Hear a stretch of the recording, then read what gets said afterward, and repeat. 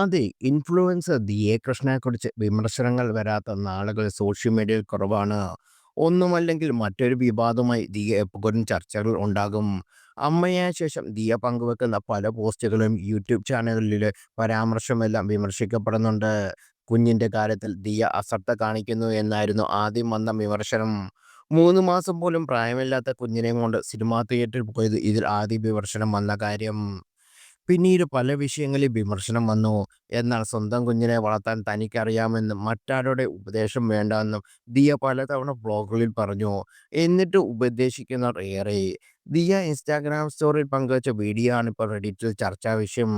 കുഞ്ഞുങ്ങൾക്ക് vaccination നൽകുന്നതിനെതിരെയുള്ള video ആണിത്. തീർത്തും അശാസ്ത്രീയവും അപകടവുമായ ഇത്തരത്തിൽ വീഡിയോ 1.5 മില്യൺ ഫോളോവേഴ്സുള്ള ഇൻഫ്ലുവൻസർ പങ്കുവെക്കുന്നത് എത്രമാത്രം അപകടമാണെന്ന ചോദ്യം റെഡ്ഡിറ്റിൽ ഉയരുന്നു. ദിയ സ്വന്തം കുഞ്ഞിന് വാക്സിൻ എടുക്കുന്ന പഴയ വീഡിയോയും ചില പങ്കുവച്ചു.